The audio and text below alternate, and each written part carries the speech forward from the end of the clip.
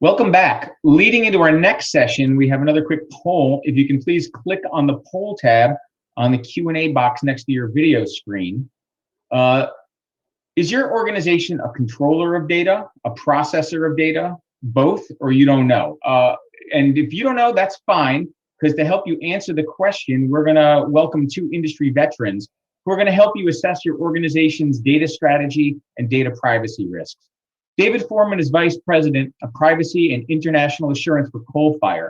He has extensive experience in delivering ISO implementation, pre-assessment, risk assessment, certification, and surveillance audits at leading service organizations. And Myrna Soto, who serves on the boards of CMS Energy, Spirit Airlines, and Popular Inc., which operates under the brand names of Banco Popular and Popular Bank. Until recently, she was also Chief Strategy and Trust Officer for ForcePoint until I believe it's just last week. Myrna has over 28 years of focused information technology and security experience and has won accolades from a variety of industries, including financial services, hospitality, risk and insurance, and gaming and entertainment. David, Myrna, great to see you both here, and thanks for coming on today. Appreciate it. Thank you. Pleasure to be here. Look at the polls, and I don't think this is going to be a big surprise here. They say 75% say that they are both.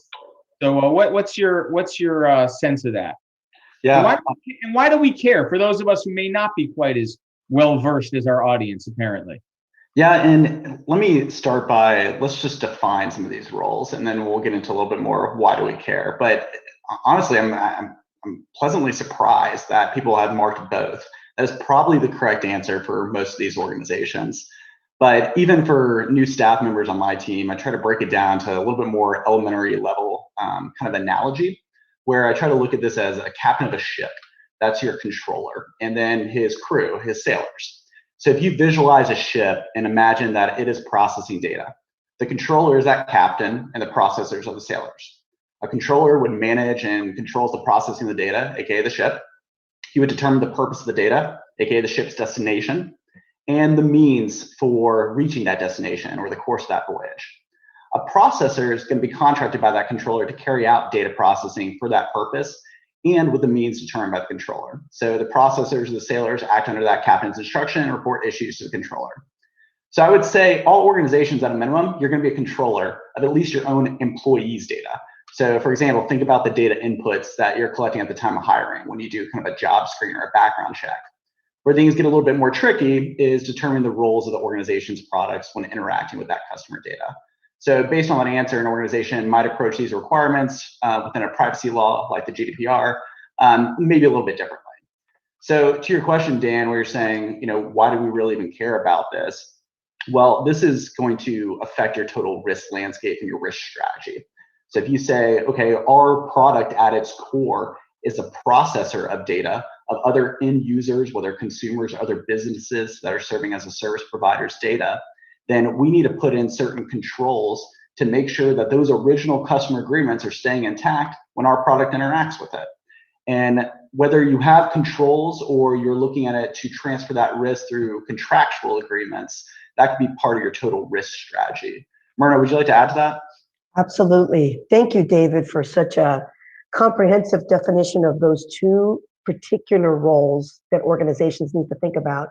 I think what's really important for board members to understand is that when you may employ as a third party a processor on your behalf, that you as the controller of data for your particular organization, you are not necessarily de-risking yourself or removing liability. So it's really important. And I also am quite surprised and happy to see the percentage that came through that poll question, because at the end of the day, most organizations are both controllers and to some degree a processor.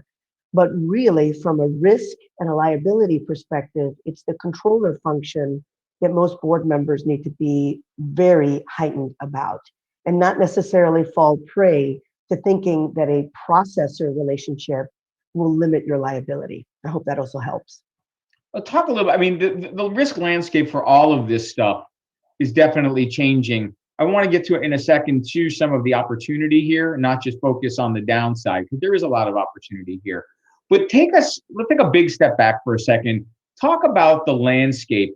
And in the last panel, they talked a little bit about the emerging landscape for regulation. Maybe let's dive a little bit deeper into what we might expect to see and how that's going to impact corporate function over the next 12, 24 months. Myrna, maybe you could kick us off a little bit? Sure, I'll get us started on this, and I know David's got a lot to share in this regard. We're very blessed with the fact that David is going to give us some really good perspectives on the types of companies and type of regulation that he's living and breathing on a daily basis. But what we have seen of late, and many of you have probably already noticed, that the state of California has taken some very, I'll say, robust steps to look at privacy, data privacy, and a corporation's obligations around data privacy. We obviously have had other privacy regulations, and I believe in the previous session, they spoke a bit about breach detection and breach response and alerting and things of that nature. What's really important to know is that as we have seen a multitude of, I'll say, data breaches and extractions, what we're seeing a lot right now, and what I am been involved in a lot of discussions, is about the future of what regulatory and legislative landscape we're going to be looking at. It seems that for a period of time, there was a little bit of, I'd call it a little breach fatigue, and people were quasi-numb to the headlines around the amount of data elements that were out there in the wild that had been breached. But what's happening now is, as we continue to see these kind of just landmark events, that our legislators, our regulators are now looking at what the corporation's obligations are, not only to report, but what are the obligations to be able to manage data protections, data privacy. Previous session, there was a lot of discussion about what do you store and why and for how long. I'm definitely seeing a very aggressive regulatory movement, and I think David would agree, and he'll give us some more specifics around that. Yeah, David, where are you seeing, what are like the 1, 2, 3 real hot spots that people need to be paying attention to over the next year or so? Yeah, so I think Myrna really hit it when she talked about fatigue. Like, that is just a common term we are hearing across our clients and customers, because it seems like every week we're getting another news blast that, hey, there's a new data privacy regulation that's been proposed, whether it be at a state level, a local level, or at a country level, right? And there's worldwide participation in this now. So with the GDPR going into force back in 2018, no one could simply just say, hey, we're ignoring this. That's a Europe problem. Like, this has become a local problem domestically. So specifically, last month, we actually had an update. The VCDPA, which is the Virginia Consumer Privacy Law, was signed into law. That will go into effect in January of 2023. And then going back to fourth quarter of last year, we had the California Consumer Privacy Act, the CCPA. It got revised. We're calling it CPRA now, or CCPA 2.0, during the November ballots. And essentially what we're seeing in general is more funds being pushed towards enforcement of these laws. So GDPR, huge deal when it finally went into force in 2018. But we've only had some landmark cases since 2018 around enforcement actions. There's a number of consumer data privacy advocacy groups and watchdogs that are providing kind of these complaints to these data privacy authorities on an international level. But in terms of actual enforcement action, there's very little funding for these DPAs to actually go after the bad guys, so to speak, or to actually go investigate this stuff. So the adoption in turn has been a little bit slow, at least to what I was going to initially expect in terms of total like overhauls and transformation of data privacy programs at a service provider level globally. So to your point, Dan, kind of what am I expecting to see here in the next few years? Well, facts are, in the United States, there are 25 states, and probably more than that now because my data gets outdated every week here, but 25 states that I'm aware of that have currently some sort of proposed legislation around data privacy, and it's at a state level. The United States operates what's called a sectoral law system. So every state has the opportunity to come forth and propose like their own rules around this type of activity. And you're seeing through Virginia being kind of state number 2 after California passed this type of law, you're seeing kind of this call to action, a lot more noise from industry saying, hey, we want a federal law to govern all of this. We want one blanket rule set to say, hey, we follow this. generally speaking, we're going to be in conformance and in compliance with what is expected of us as a controller, as a processor of data. I would say, kind of piggybacking off of Melissa in the last session, there is hyperconnectivity in this space. However, government traditionally, and this is just playing on the stereotype, can be a little bit slow to respond. So there's going to be more state laws that happen before a federal law is even proposed. And if you look at kind of the roots of federal privacy laws or actions such as Privacy Shield that have happened in the past, it takes a few years runway for that to come into force. But I would say keep an eye out for those bills that are in chamber or are in committee and being discussed. There's some great tools out there, the IPP you can follow. They're open source, they're free to the public. And it can tell you kind of what the trends are that we're seeing emerge. Data breach reporting, incident response, but just general transparency back to the consumer where you are processing or controlling that data. Those are the themes you should be looking out for. And just to be clear, one of the reasons why this is definitely worth watching is this has, unlike almost every other issue in the United States, this has bipartisan support. In state houses, this is something that people aren't necessarily seeing is the regulation path that they do with other things. Both sides think this is a political winner and they're playing on this, correct? Yeah. And Dan, the other thing is not only does it have bipartisan support, but for those of you that sit in boardrooms, serve on boards, and hear from your practitioners in your organizations, practitioners, I'm speaking of the people that are managing privacy, managing security, managing data protection, unequivocally support a standardized federal approach to this because of the fragmentation that the state level introduces. There aren't too many organizations that can say, I only do business in one state. Yep. So the fact that you're having to manage that fragmented set of standards becomes just even more complex. And to David's point before, the lack of transparency. But I agree with you equivocally. I think it has bipartisan support. I think it continues to get a lot of really good traction and a lot of opportunities for companies, and I'm gonna just say this, to embrace the standards, because at the end of the day, enforcement will become more pervasive, but at the end of the day, our duty of care as board members is really about being stewards of the corporation's data and our fiscal responsibility as a result of that. And I want to get into the what to do to get ahead of this, kind of the skate to the puck thing, but it's not just government. We're also seeing almost quasi company states like Google, like Apple, they're also upping the privacy game at the same time. Talk a little bit about the impact of some of the things Google, Apple in particular have been doing recently and what the impact might be and what the board needs to understand there, please. Yeah, so I'll jump in here. I'm sure if you follow the news cycle, I call this the positive privacy news cycle that we've seen here in the first quarter. Talking about blocking third-party cookies, I think there was an announcement around Privacy Sandbox. These are some good examples of being proactive when it comes to data privacy. If you really dig into the details with some of this may not be actually as major of a change or transformational as some of these companies' marketing departments might be letting off on.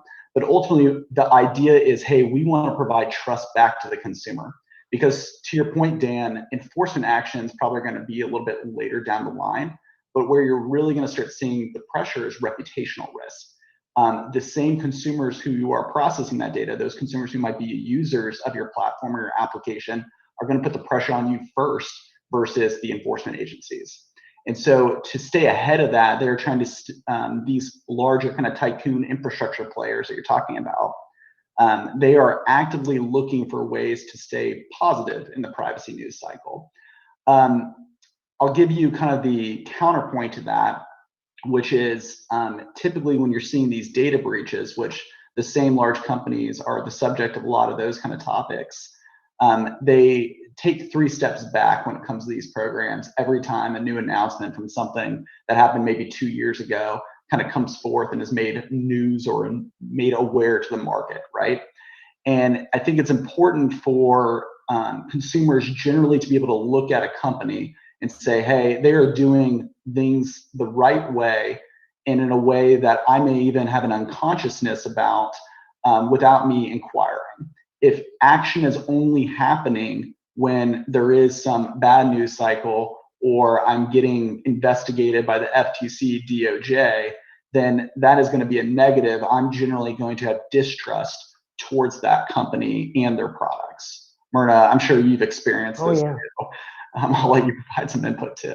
Yeah, no, definitely. I mean, we're on the same page on this factor, and just on that same positive news cycle, just this morning, there was a New York Times piece that covers what Facebook and Apple are proposing around the area of privacy. And looking at one of the pillars of our session is to talk about how making data privacy a competitive advantage.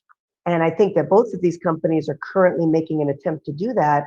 And if you have an opportunity to read the piece, I think it'll be very informative. But first and foremost, and I'm not going to choose sides as far as the companies are concerned, but I will applaud the fact that Apple, their stance right now is you'll start to see more alerts on your phone around apps that you have downloaded on your phone, where they are going to alert you now to make sure that you're aware that your data is being tracked by a particular application, and give you the option immediately to say, allow or discontinue.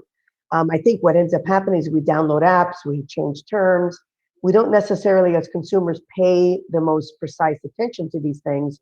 And now Apple is going to put it front and center. Now, at the same token, Apple is also going to use that as a marketing opportunity to steer customers to applications that are supported by this Apple privacy standard, tracking standard, things of that nature. Why is this all important to us? Well, it's important to us as board members because most companies have a digital presence. Most companies may have some degree of a digital app of their own, and being able to understand from the boardroom, what are we doing with that data? How long are we tracking it? What are we tracking it for? And probably most importantly, are we advising our consumers what we are doing? Now, that doesn't mean rewriting terms and conditions at every turn, but it definitely does have an opportunity to make sure that there is an opt-in versus just an opt-out. So those are type of perspectives that you may want to think about in the boardroom, depending on your industry, depending on the type of data. But at the end of the day, David talked about reputational risk, and that is a significant issue that I truly believe that from a board perspective is going to continue to escalate. And I often call that brand protection. How are we protecting the brands that we are serving in the boardroom from an unfortunate incident and a deterioration of confidence? Yeah, and I want to dive into that real quick. But first, I want to remind the audience, please, you can send in your questions anytime. Two terrific experts on this, really a great chance to get some unvarnished advice here. Cybersecurity is different than some of what we're talking about here. There are two different things going on at the same time.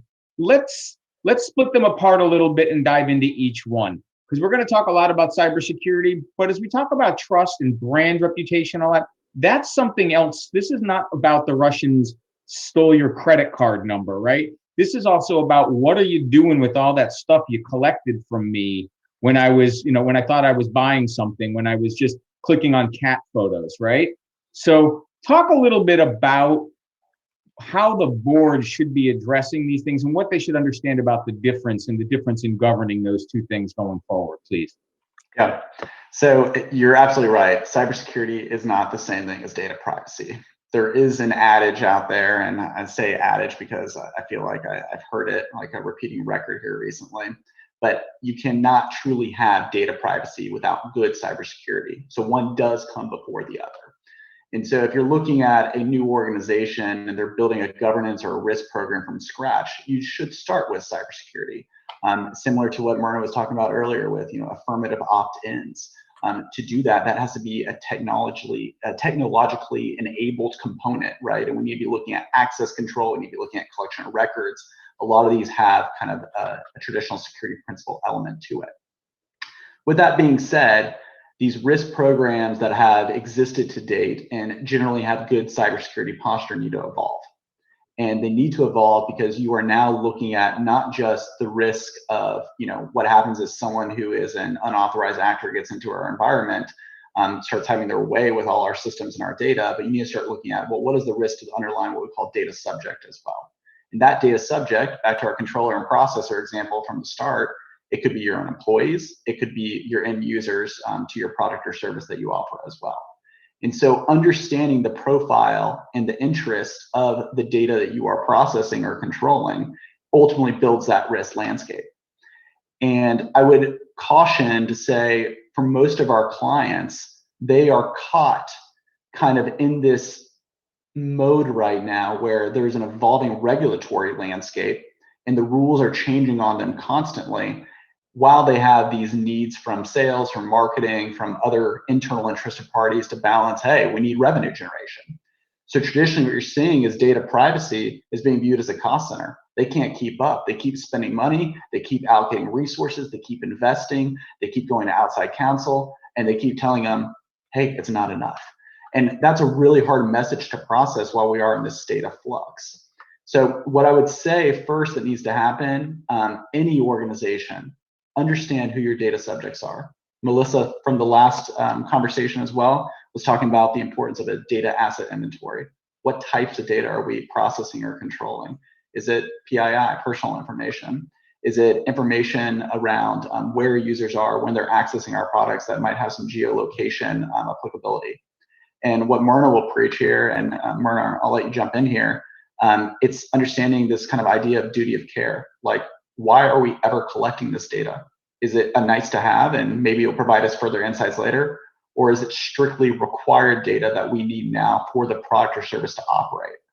Myrna, do you have additional thoughts there? This is a little bit of the tension, Myrna, I'm sure that you encounter, which is the nice folk from sales and marketing say, but we don't know what we're going to do with that yet, but I know we're going to do something. So, help us with that particular situation where we are undergoing so much digital transformation in every industry. Everyone wants to be Amazon. Everyone's going to hoover up all that they can hoover up. Talk about the board's relationship with that, with that ethos within a company, and how to best manage that. Yeah, I would definitely say, first and foremost, just to kind of reiterate David's point, cybersecurity definitely is an important element, but it is an enabler, not necessarily the silver bullet. And Dan, the question that you're bringing up is a legitimate one. And quite honestly, I like to call that a red flag. It's a red flag in the boardroom if you are hearing about a data collection. Think about the things. We've all heard about a data warehouse being produced, a data lake, an analytics project, some of the greatest buzzwords of the year, artificial intelligence and machine learning. You hear those terms, they come with the prowess of very robust data. And you must be able to understand how that data is going to be utilized. And I, not that I'm against our revenue creation, it's what we're here for. But when you hear the marketing and/or sales say, well, we're not sure what we're going to do, we want to collect it. To me, that is a red flag. We have a duty to understand the ethical scenarios around data collection. As a previous cybersecurity practitioner for 25 plus years, I was paid to be paranoid, and I grew very paranoid. And it's a great trait to have in the boardroom, because you have to sit there and say, let me think about worst case scenario. So you are collecting preferences. You are collecting purchasing inventory. Name your favorite flavor of data collection. And in the boardroom, I don't expect any board member to sit there and go through all of the data scenarios. But I do expect that we should have the opportunity to ask very profound questions about how the data is going to be utilized. Secondly, how is it going to be stored? Who will have access to it?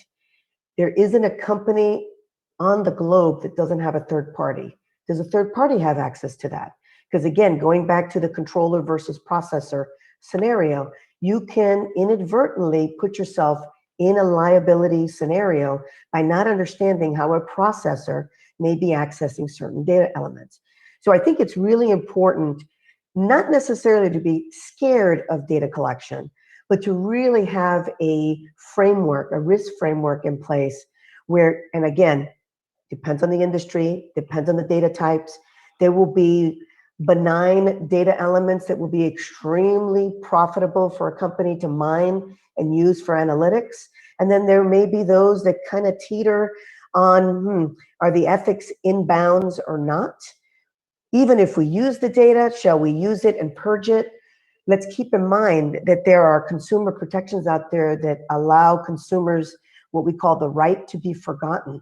And we have an obligation to make sure that if we collect data from a particular customer's preferences, activities, the customer has the option to say, I want you to forget about that.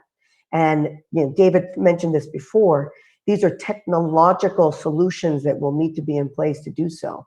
But think about all of these type of elements when you're looking at data analytics, data utilization, and all the buzzwords. Don't be afraid of it, but just really think about the scenarios. And this is a great point to bring in. Let's flip this over. This is also one of the really profound opportunities for reputation building going forward, as we've discussed when we were kind of talking this through a little bit. Talk about the opportunity here for companies that you guys see over the next 10 years or so when it comes to building reputation based on how you handle consumer data. David, maybe you want to dive in here? Yeah, oh gosh, we need 2 hours for this. There's so much opportunity, right? I mean, think about this one topic. It's so complex. There's so many layers to it. And so you say, who's even knowledgeable to talk about all this? Like, I have my niche in one facet of data privacy that I can talk all day about, but there are tons of blind spots here too. There's other elements similar to cybersecurity around privacy engineering, privacy by design, right? And so it can be very scary very quickly if you try to consume all of it at one point. So the opportunity here, right? Similar to what we're discussing here, and maybe the feedback from some of the audience, is this is a super complex topic. Who is getting it right? To Myrna's point, hey, show me a company in the world that doesn't have a third party, okay? And they're probably lying to you. Same thing is, show me a good company in the current marketplace that is handling data well and has a good data classification scheme and has perfect visibility into all their assets. That company doesn't exist either. There's always more room for maturity. So the opportunities here, I would say, is from a very public standpoint. How many companies today have a chief privacy officer? I'd say very few. If you look at the Fortune 500, I would say less than 5%. And that's probably being a little bit generous and rounding up in that case. And when we think about chief privacy officers, the actual title means nothing, but I'm thinking about more of the role. There are very few organizations that are publicly traded that can point to, hey, that is my privacy person. We call that a data protection officer in most circles. It is mandated through some global laws. But ultimately speaking, this has been kind of a nice to have position or a checkmark position up until now. And the United States is quickly evolving and getting into this place where it says, hey, you can no longer look past this role and past this position. And in fact, similar to the conversation we're having today, that person probably should be elevated to boardroom level conversations because the strategies they're talking about do in fact affect the entire company. So first opportunity, Dan, to answer your question, is appoint somebody. Like, we don't have to give them a C-suite title off the bat, but we need somebody's dedicated job who intimately understands the company's operations to be in this role. Stop pointing to outside counsel. Outside counsel. Yeah, go ahead. No, and in this, the opportunity, another opportunity here is a chief trust officer. If we hear more and more and more that the most important thing is to have a really deep relationship with the consumer, understand consumer behavior, using the consumer in very fast cycles to develop new products, to market better, all of that stuff. We've talked a little bit about taking that to a new level and having a kind of a consumer's advocate within the company and then telling a good story about that, right, out to the public. Myrna, I mean, talk a little bit about a chief trust officer. And I do want to make sure that we have enough time. We have a couple questions from the audience. I do want to get to those. But I do think this is such an important point for companies going forward about differentiating themselves. Yeah, no, definitely. And Dan, I know that you mentioned at the start of our session that I served as a chief trust officer for ForcePoint. And in that example, the chief trust officer, the framework that I put in place, and my departure from that was by design. It was about setting it up for a spin-out transaction, a session for another day. But the concept of the chief trust officer, I see as an evolving opportunity for companies, to David's point, to appoint someone who will be somewhat of that business advocate to understand the business processes, to understand the security elements. When we said before, cybersecurity is an enabler to facilitating our privacy needs, but also building trust in the buyer community. So you said consumer. In our perspective at ForcePoint, we had a buyer community. It happened to be technologists that were buying technology from us.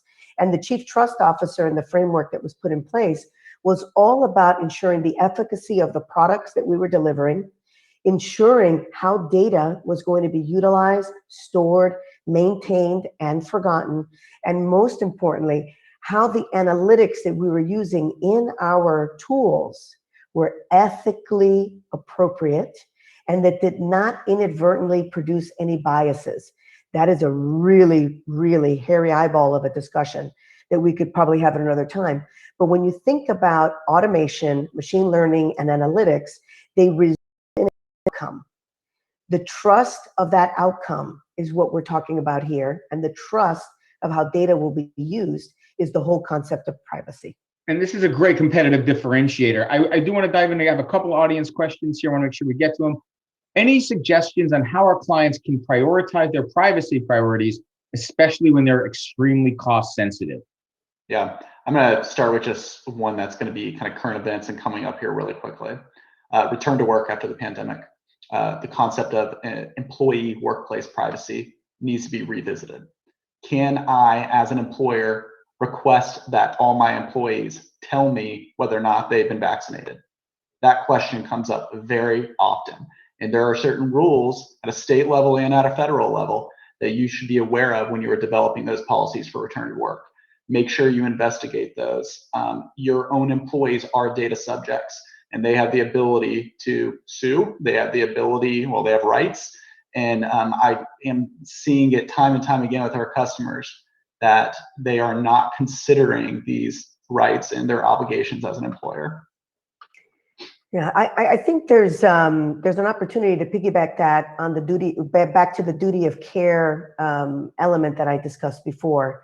And David's right, our employees are data elements, right? What their behavior, what they do, and what we're allowed to collect about them and ask them are extremely important for us to consider the implications and the impact. The challenge is, how I don't have a lot of money to spend in this arena. I want to make sure the company's doing all the right things. And I know this is going to sound really, really elementary, but you don't necessarily want to forego preparation and proactive measures and proactive standards with the assumption that, well, I'll just go to third-party counsel, or I'll just go to a privacy expert later on when I have an issue. Because the challenge here is that the cost structure long-term, or the cost impacts long-term, outweigh the dollars and cents that could be spent now on a much more proactive basis. And I know David agrees with that, because we both have been in situations at companies where we've come in to advise and consult, where we see things that could have easily been mitigated, not 100%, but definitely would have put companies in a very different plane on prevention. Your general counsel, your chief legal officer is a source, but make sure that your privacy approach and how you make privacy a potential competitive advantage is not just about enforcement, not just about the law, must be about the law, but not just about the law, but how can you take your efforts on privacy and make that a revenue generating capability? I think that's the true answer. Which dovetails perfectly with another question from the audience. How should companies strike the balance between data privacy and desire for consumers to have preferences known such that they can have more tailored experiences? How do we really, use digital technology to its full extent, but at the same time protect the people who trust us with their data? Yeah. I mean, I'll just add on to my last couple of statements because it was right in line with it, and now hand it over to David. The other thing to consider is that we live today, and we for a foreseeable future, live with generational differences of our consumers. So there is not a one-shoe-fits-all type of approach. There are generational differences where people are much more open to giving up preference data and opting in to what that means, versus other generations of our consumers that say, wait a minute, I do not want any of that data used, or I don't want any of that data shared. So I think that's another element that folks need to keep in mind. Yeah, and you're touching on kind of two concepts. We call one of them consent collection, and the other one data subject to access rights, or DSARs. Make those processes very transparent and user-friendly. Allow for them to access those same consents that maybe at one point in time they did provided, and change them. There are very few companies currently that I'm aware of that have a very, I'll say, UX-friendly design on their websites for me as a user to log in and find out, hey, when did I give this consent? What consent did I provide? And can I change that now? There's several vendors in the space that provide these as a tool that latch on to your product or service. Investigate those if you don't want to build it in-house, and see if it's a quick plug and play there. That's a very easy exercise to improve that posture. And again, I think if we look at Apple, if we look at what some of the big guys are doing, they really do provide a compass needle about where the market's probably going. Apple's doing a great job with telling its story about how it's protecting data and building a company around that. Talk a little bit, like, one thing I see is, even if companies are doing a great job, I don't hear a lot of companies doing a great job telling the story of how they're doing a great job here. As we head into the home stretch for this conversation, talk about really telling the story of doing a great job with this, and what you can be doing that ties in with everything else we've been talking about. Yeah, I think that's a great segue to one of the earlier questions that we were fielding around security and privacy. And I'm just gonna make this like completely simple from a business paradigm, and 100% my opinion only. I think that companies are not telling the story because there is a degree of fear that if I pound my chest and I tell the story about how well I'm protecting your privacy, or how well I'm giving you these rights, and should I have a misstep, how that will have compounding effects. But this is where the ability to tell the story and to actually protect the framework via cybersecurity and other procedural mechanisms is where board members, company leaders need to feel comfortable to say, we're not going to be perfect. And we need to accept that. We're not going to be perfect, but here are all the things that we are doing. And I think as more and more companies start to do that, and there are some that are, you're going to see the consumers gravitate to that and say, you know what, I feel better. I may even pay more to interact with these companies because I have a sense of, number one, transparency about how my data is being used. I understand how they're being protected at the appropriate level, right? You don't want to understand all of the technological details, because that could be used against you from a hacker perspective. But I do believe that as more companies become more transparent, they do need to be able to back up what their efforts are in order for that to have credibility. Myrna, I love that. By not being in the news, people feel like they are not a target. And I'll provide personal opinions here too. I truly think the opportunity here, and the entire topic of this session here, how we look at this as a differentiator, is being transparent and being outward with what we are doing. As a consumer, I have my own feelings about all the products and services that I interact with on a daily basis, whether it be social media or some simple tool to manage my personal finances, right? And I look at each of those companies and say, hey, who's giving me a really kind of single pane view of a quick privacy checkup to say, hey, this is what you've told us already, David, and we want to continue helping you manage this kind of preference. There is a lot of good examples out there, but I'll say none, in my opinion, are being outward with, hey, we are your biggest advocate for managing your preferences and your private information as well. Huge opportunity, and there are multiple ways to address it that aren't necessarily costly. It's just being transparent. I think that's a great way to leave things here. I want to thank both of you for your time and for your expertise. Again, nothing to be scared of. Like every other risk in business, you just have to manage it and think it through the right way. So, Myrna, David, I want to thank you both for joining us today. Thank you. Thank you.